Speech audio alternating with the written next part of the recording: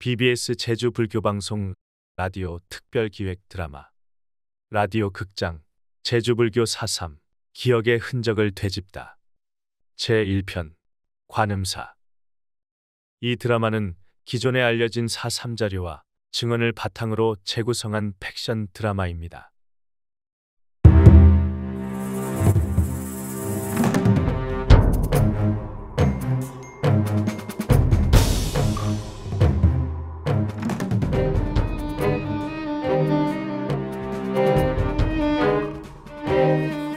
제주 4.3은 한국 현대사에서 한국전쟁 다음으로 인적, 물적 피해가 극심했던 비극의 역사다. 4.3으로 인한 제주도 전역의 사찰 피해 역시 심각했다. 전국 또는 일부 소각되거나 폐허가 된 제주도의 사찰은 모두 37개소. 인명피해 또한 치명적이었다. 14개 사찰의 16명의 스님이 제주 4.3맹화 중에 희생당했다. 대부분의 사찰 피해는 1948년 11월에서 1949년 2월에 걸쳐 주로 이루어지는데, 이러한 불교계의 사찰 피해는 제주 4.3의 진행과 전적으로 일치하는 피해 현상이다.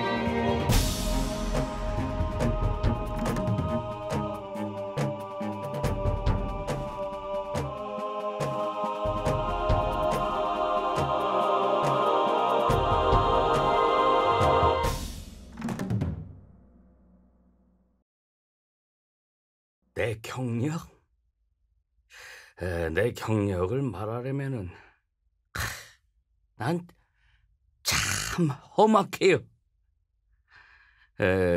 한평생 절밥을 먹다가 지금은 환속해서 속세에 살고 있지만은 나 처음 일본 놈 시절에 그 소학교 6학년 때인데 직원실에 가니까 훈도라고, 지금은 교사지. 그가 내 머리에다 붉은 칠을 하는 거라.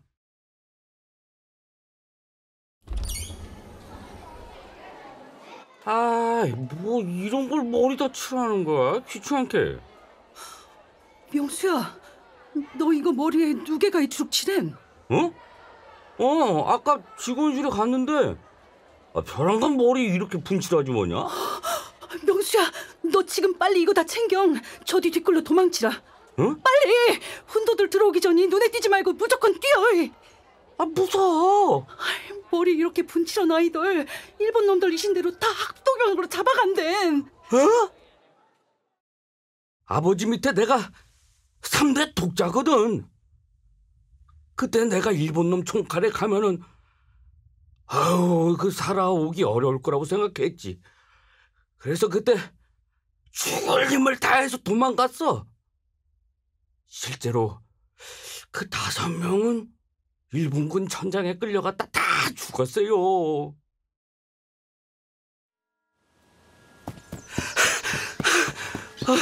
어서 가야 돼. 나 김명수 도산에서 성읍읍내까지 매일 걸음멍 뛰멍 댕기는데 이거 하나쯤 도망가 못 가려고. 살아서 돼.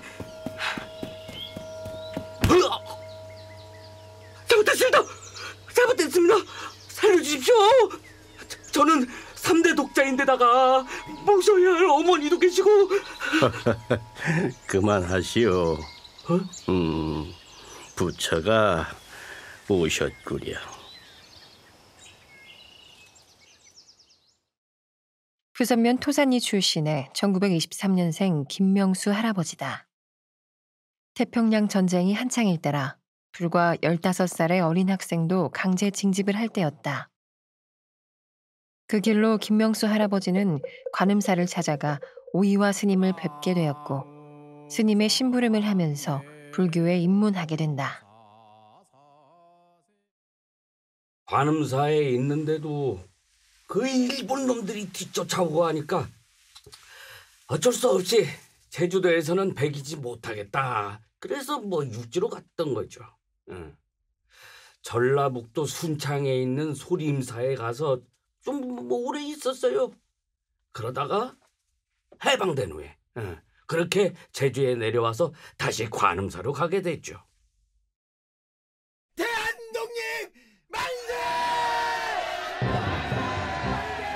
1945년 8월 15일 조국의 광복은 제주 불교계에도 새로운 희망과 혁신의 기회로 다가왔다. 1945년 제주도 불교 청년단이 조직됐고 12월에 조선 불교 혁신 제주도 승려대회가 개최돼 새롭고 자주적인 제주 불교를 건설하려는 의욕이 분출했다. 그때 원만함의 방동화 스님은 교무원장으로 추대되어 제주 불교계 최고 지도자가 됐고 그렇게 제주 불교계를 이끌게 됐어요. 오이와 스님은 재무부장, 이일선 스님은 교무부장, 난 상임서기를 했어요. 다음은 교무부장 이일선 스님이 중요한 말씀을 하시겠답니다. 저는 오늘 이 자리에서 중대한 안건을 제안하고자 합니다. 우리는 오늘부터 외색 투성인 친일불교를 거부할 것입니다. 하나, 식육을 금지할 것. 둘, 과주와 한 사찰에서 지내지 말 것. 셋, 사찰 내 수입은 주지도 화주도 단독 처리를 금할 것. 이렇게 자주적이고 민족적인 제주 불교를 건설하신 것이며 이렇게 불교를 지키는 것이 곧 제주 불교를 지키는 일입니다. 모두 동의하십니까? 예, 그렇습니다. 좋습니다. 이날 이일선 스님의 제안에 대중은 만장일치로 가결하며 제주불교의 중흥을 꼭 피우나 싶었는데 1946년 콜레라가 창궐하고 격렬한 좌우의 대립과 함께 제주 4.3이라는 미중유의 대학살 광풍이 다가오고 있었다.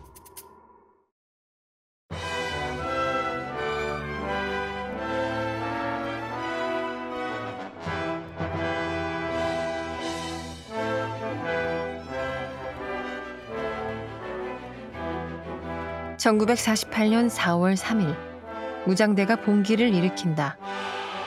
관음사 일대는 4.3 발발 당시부터 무장대의 주요 길목이었고 한때 무장대의 본거지가 되었던 어승생진지와 가까운 작전상의 주요 지역이었기 때문에 무장대가 이곳에 자주 머물렀다.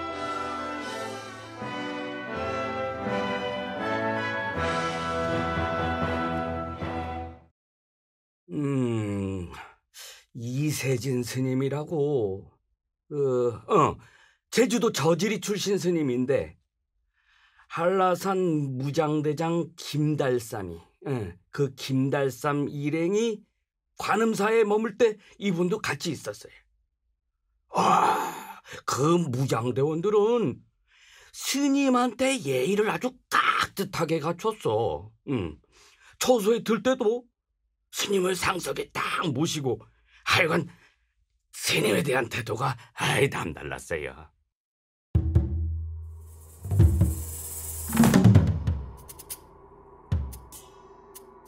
제9연대 군인 입산 사건이 일어난 며칠 후 5월 28일 일부 병사의 입산 사건 이후 모슬포에서 제주 오등리로 옮겨 격리되다시피 했던 9연대 출신 장병들에게도 출동 명령이 떨어졌다.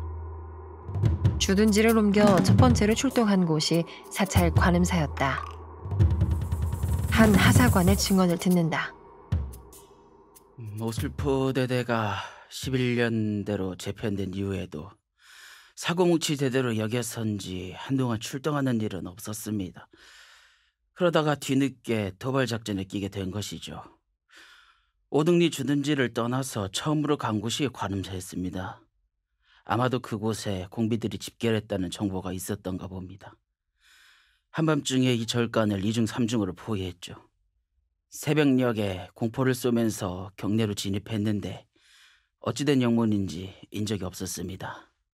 다만 주지스님만이 총성이 울리는 그 와중에도 뒤도 돌아보지 않은 채 목탁을 두드리며 불경을 외던 모습이 아직 눈에 선합니다.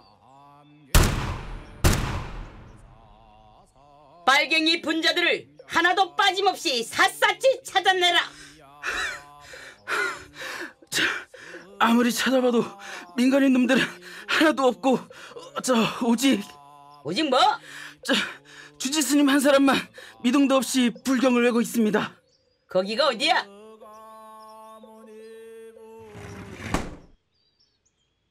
불어. 무장계들을 어디에 숨겼지? 나무아미타불.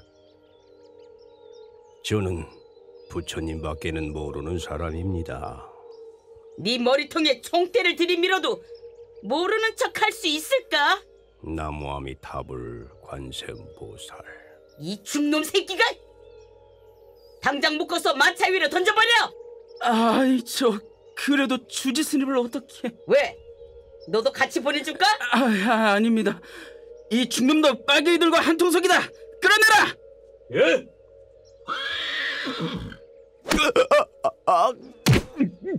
어서 불어! 안 불어! 이 죽놈 어지간히 입이 무겁군. 내 어차피 이승과 저승의 구분이 없는 사람이요. 알고 있는 바도 없고 모든 건 다 인연의 업보요. 뜻대로 하시오. 시기랄, 이 죽놈 털어봐야 소득도 없어. 그냥 치워버려. 이윽고 관음사 뒤 아미봉 근처에 숨었던 김명수는 토벌대들이 물러가자 오이와 스님을 급히 찾아 경내로 모셔 간호한다.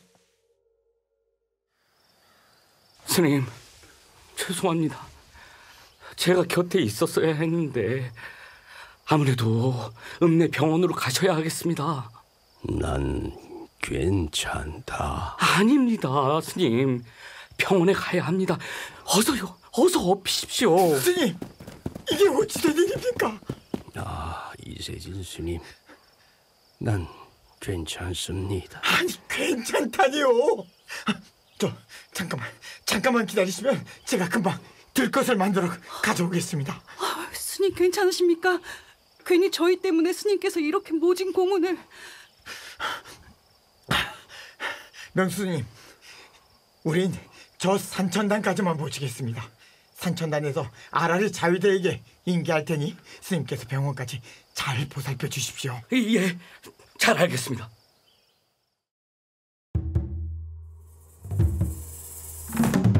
(1948년 10월 11일) 이승만 정부는 4.3 토벌의 중심부대로 제주도 경비사령부를 새로 설치해 강력한 토벌 정책을 실시한다. 기존보다 대대를 증파 보강하고 해군 함정과 제주경찰대를 통합지휘하는 권한까지 부여하면서 본격적인 초토화 작전을 시작하고 11월 17일 대통령령 31호 제주도에 한정된 계엄령이 선포된다. 동네 사람들, 나라에서 이 제주도에 폭동 아니 반란이 일어났대나멍 오늘부터 계엄령을 선포했단 말씀. 어떤 얼른 빨리 전달합소게. 어떡할 거야.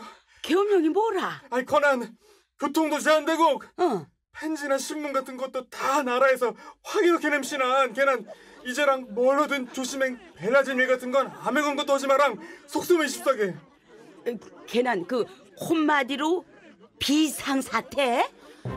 이거 뭐지? 일본 놈들한테 벗어난 지 얼마나 됐땡. 다시 또 이 난리가 나신고.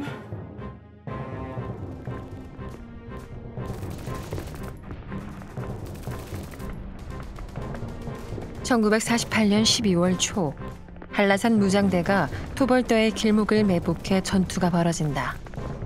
이 전투에서 무장대는 총기 몇 정을 노획하기도 한다. 당시 전투 현장에 있었던 국군 제2연대 군인의 증언이다.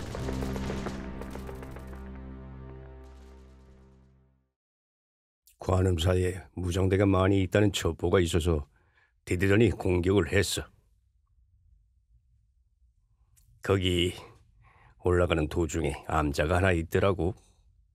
암자를 지나니까 여자 중이 댕댕댕 종을 치더라고.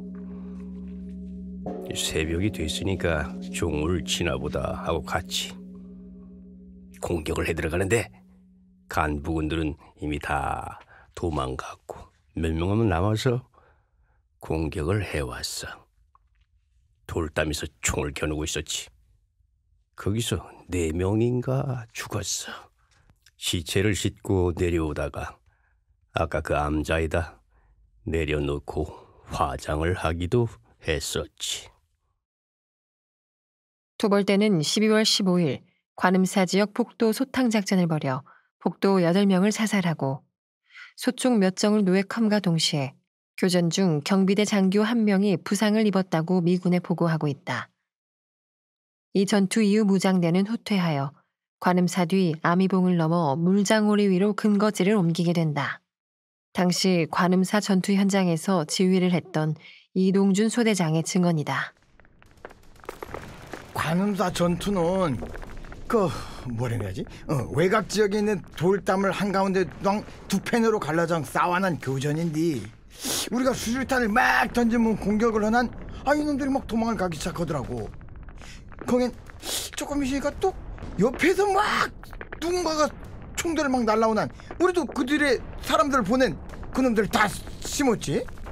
거긴 경비대는 처음에는 하도 치열한 사격 때문에 진출을 못하당 얼마쯤 이시난 사격이 뜸하더라고. 그는 다시 공격을 막 하고 그놈들을 잡기도 하고 우리가 공격하면 또 저놈들이 또 도망가고 우리가 공격을 하니까 끝내는 다 도망가더라고. 1949년 1월 4일부터 실시된 대대적인 한라산 공습과 함께 관음사 일대는 토벌대와 유격대 간의 치열한 격전지가 된다. 관음사 전투는 장기간에 걸쳐 치러졌는데 초기에는 유격대가 지형 지물을 효과적으로 이용해 많은 성과를 거두었다. 하지만 바로 미군 정찰기가 집중 폭격을 가하기 시작했고 벌집처럼 쑤셔놓는 토벌대의 맹렬한 총격으로 무장대는 심한 타격을 입고 후퇴하게 된다.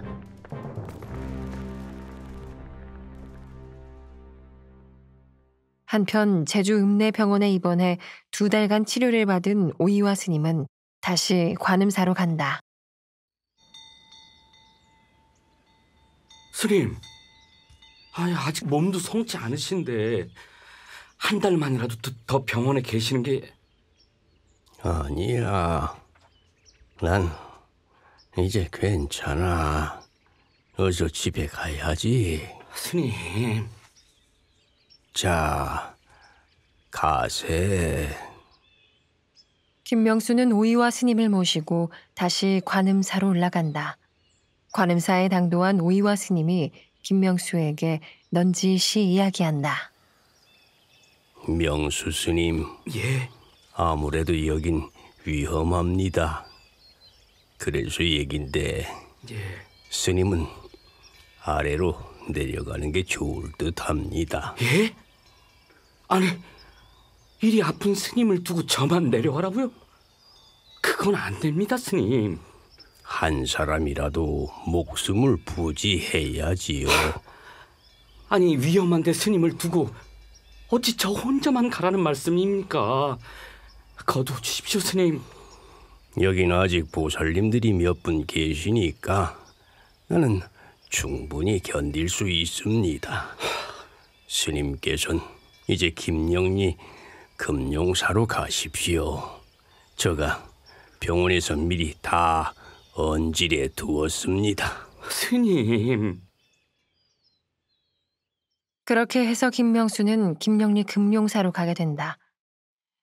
하지만 살려고 간 그곳에서 그는 죽을 고비를 맞는다. 1949년 2월 4일 김영리 부근에서 총기를 운반하던 군인들이 무장대의 기습을 받아 큰 피해를 보았다. 매복 기습이었다. 이날 군은 총기 150정을 모두 빼앗겼고 15명이 사망하는 피해를 입었다. 이때 김명수가 머물던 금룡사에 토벌대 1개 소대가 함께 수경하고 있었다. 김명수는 새벽 4시가 되어 법복으로 갈아입고 예불을 드리려고 할 때 갑자기 깨어난 소대장이 문을 열며 그에게 총을 들이댔다.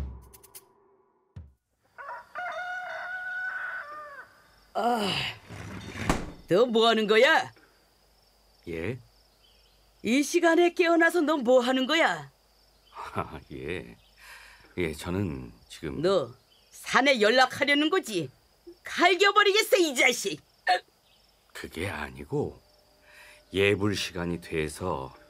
중놈이가? 예, 소승. 이 절을 지키는 명수라고 합니다. 그걸 어떻게 믿어? 날이 새면 경찰들이 올 겁니다. 그때 확인하시죠. 그래, 알았어. 날이 밝아서 확인해 보자고. 네 목숨 2시간 정도 연장된 걸로 알고 있으라오. 그러죠. 나무아미타불.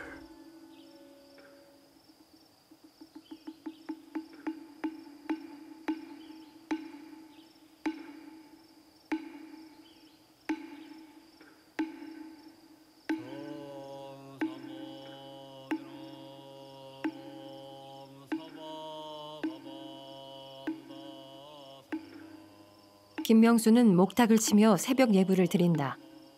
이윽고 아침 해가 밝아오자 김영지서에서 지서장이 소대장을 찾아왔다. 소대장님, 간밤 잘 주무셨는지요? 지서장.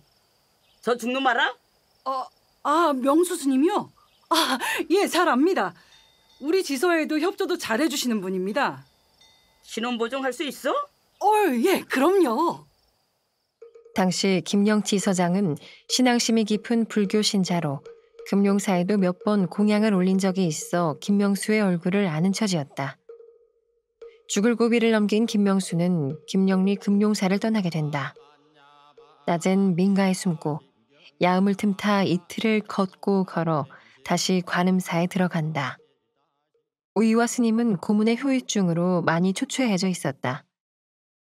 김명수가 관음사에 도착한 다음 날 무장대와 토벌대 간의 전투가 있었는데 토벌대는 몇 명의 전사자와 10수정의 총기를 탈취당하고 퇴각한다.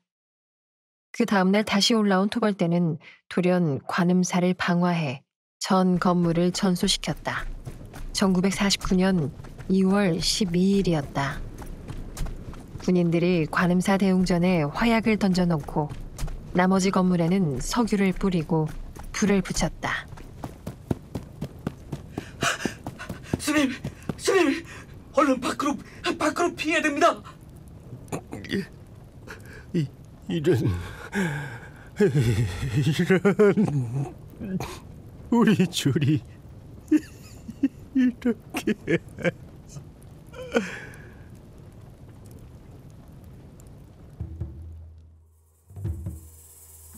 김명수는 우선 오이와 스님을 모셔 밖으로 나간 후 몸에 물을 끼얹고 연기가 자욱한 대웅전 안으로 들어가 작은 불상 하나를 건져 나오는 순간 하늘에서 벼락이 떨어지는 것 같이 펑펑 불상 터지는 소리가 났다. 어떤 증언자는 관음사가 불에 벌궁하게 타올라가는데 갑자기 하늘이 깜깜하게 어두워지고 맑았던 하늘에 비가 쫙쫙 노리기 시작했어. 경하고 대웅전에 안치댕 있었던 못불이 펑 하는 소리와 함께 수술 폭발해버렸어. 또 다른 증언자들은 그때 그 불지른 소리가 내려오다가 차가 뒤집혀져 그 자리에서 즉사했었다는 얘기도 들었수다. 관음사에 주둔 소대가 있었는데 토벌대 나갔당 자복에 걸려 군인 몇 명이 영 희생되니까 절에 있는 스님을 당장 다 총살을 해버려서 경한뒤 그 샘수던 물이 딱 끊어졌던 험비하게. 그래서 토벌에 상당히 고통을 받았던 햄수다. 물이 없으니까. 이렇게 해서 유서 깊은 한라산 관음사는 전소되고 잿더미가 되어갔다. 관음사 방화 사건은 중앙에도 알려져 큰 문제가 되기도 했다. 당시 불타던 관음사의 상황은 사람들의 입으로 전해져 지금까지 전설처럼 전해지고 있다. 1950년 6.25 한국전쟁 후 화엄사를 전소시키라라는 유엔 사령부의 명령을 거부한 차이력 총경, 그리고 해인사를 즉각 폭격하라는 사령부의 명령을 거부한 김영환 대령. 이들이 있었기에 천년 고찰은 무사할 수 있었지만 제주에는 이런 참 군인이 없었다. 그들은 상명하복의 명령체계에 따라 아무런 가책도 없이 관음사는 방화되었고 잿더미가 되어 1960년대 말까지 폐허로 남아 있었다.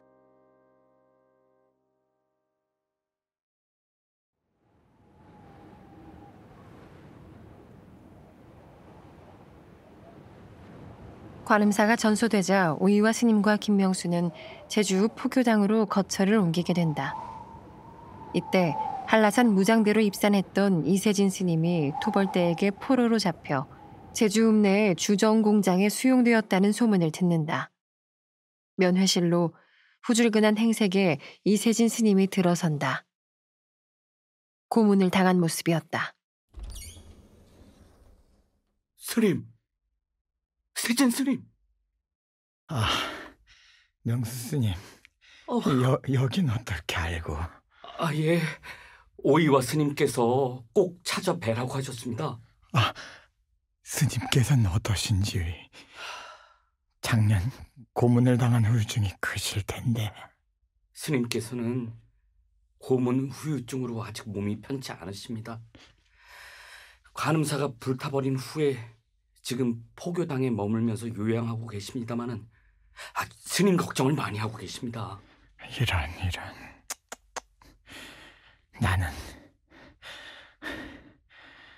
나는 괜찮다고 전해주십시오.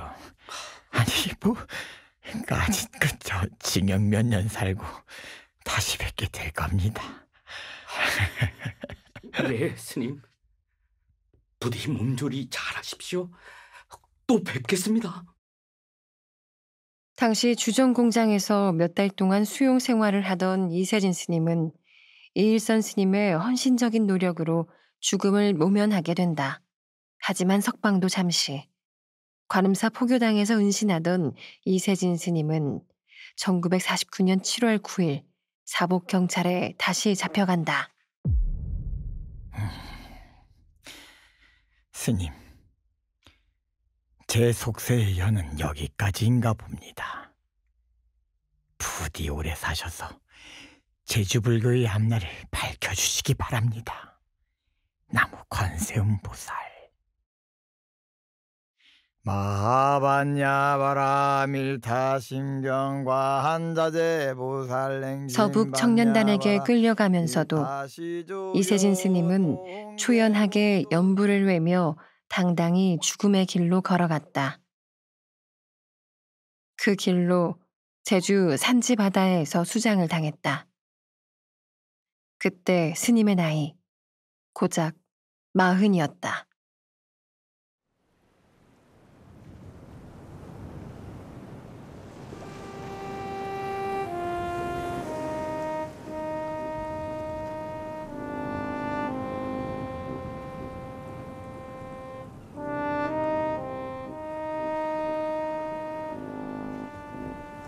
(1950년) 한국전쟁이 발발한 이후 이일선 스님도 예비 검속되어 산지천 앞바다에 수장된다. 1945년 조선 불교혁신 제주도 승려대회의 준비위원장으로서 친일을 반성하고 외색화된 불교 풍토를 정화하려는 노력을 주도하신 분이었다. 1952년 11월에는 경찰국 산하 제110 전투사령부가 설치돼 관음사 일대에서 빨치산 토벌을 담당했다. 1953년 1월에는 육군 본부에서 빨치산 토벌부대인 신선부대를 설치하고 그 본부를 관음사에 두었다. 관음사 주지였던 오이화 스님은 당시 고문의 후유증으로 1950년 7월 10일 사망하게 된다.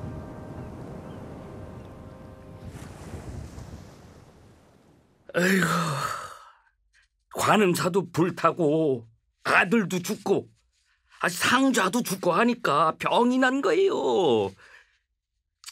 지금 같으면 고칠 수 있는 병인데 에이그,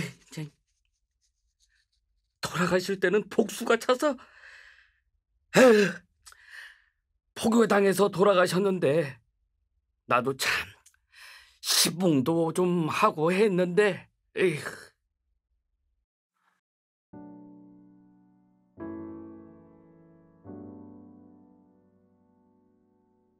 1949년 2월 전소되고 오이와 스님이 돌아가신 후 관음사는 20여 년 가까이 폐허가 된 채 터만 남아있게 된다.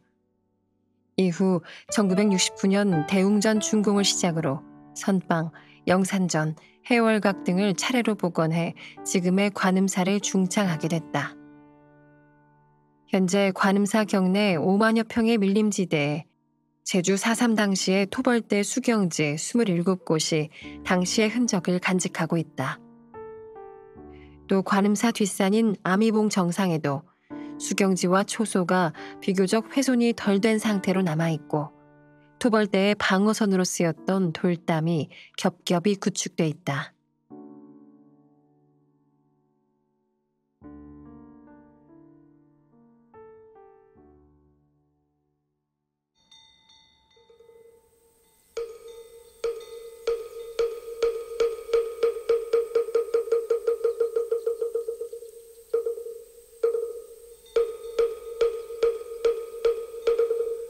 하반야 바라밀다 신경과 안자제보살 행신반야 바라밀다 시중견호 대공도 실체고액 사리자 색불이 공공불이 세색죽시 공공죽시색 수상행신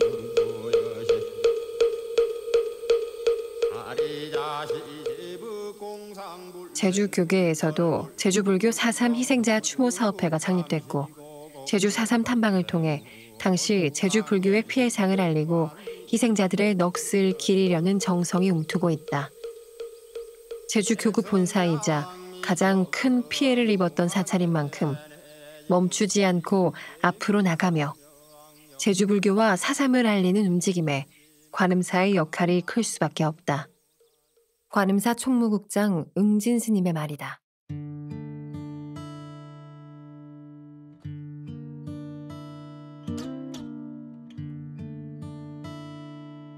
과거의 아픔을 들추어낸 이유는 진실된 역사를 규명하고 조명하는 작업을 통하여 과거의 아픔을 치유하고 보다 나은 미래를 설계하기 위함입니다.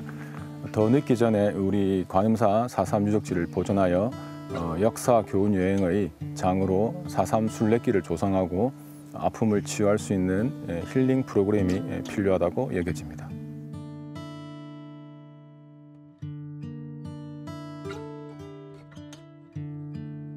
오래전 그곳에서 나는 보았네 슬픔을 그날의 눈물들이 모여 저 넓은 바다 되었나 무엇이 우리를 이렇게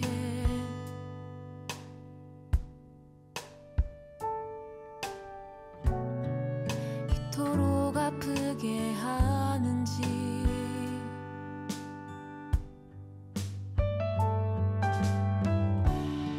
시간이 흘러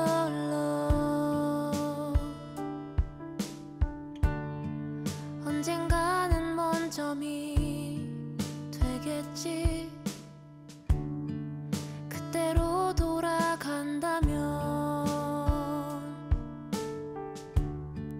다시 꼭 하고 싶은 말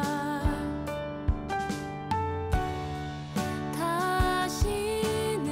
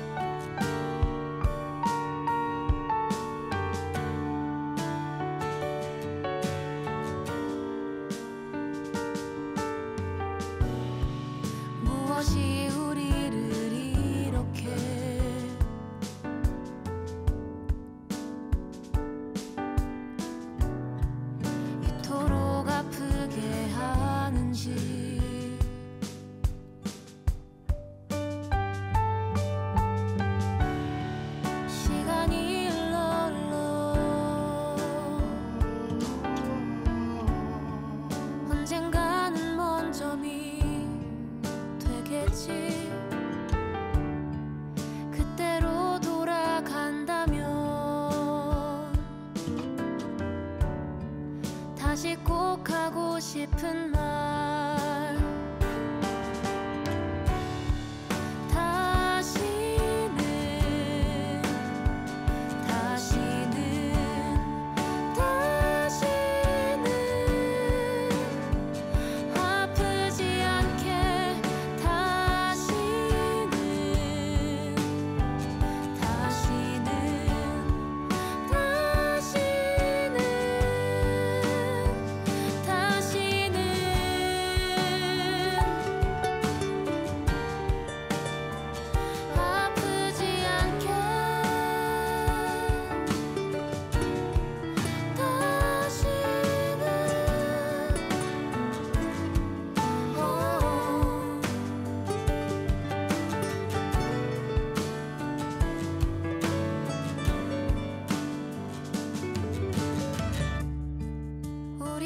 잘못은 아니니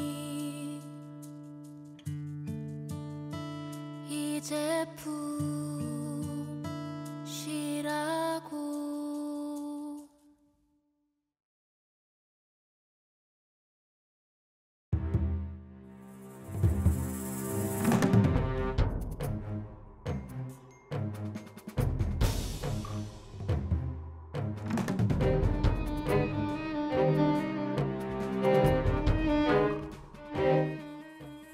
BBS 제주불교방송 라디오 특별기획 드라마 라디오 극장 제주불교 4.3 기억의 흔적을 되짚다 제1편 관음사. 지금까지 출연 강상훈, 김재석, 변종수, 정민자, 조성진, 우서율, 허진무. 노래 콘테나 프로젝트. 음악 고수일. 편집 임진혁. 기술 강응규. 조연출 황은미. 극본 김경훈. 연출 내레이션 안지예 였습니다.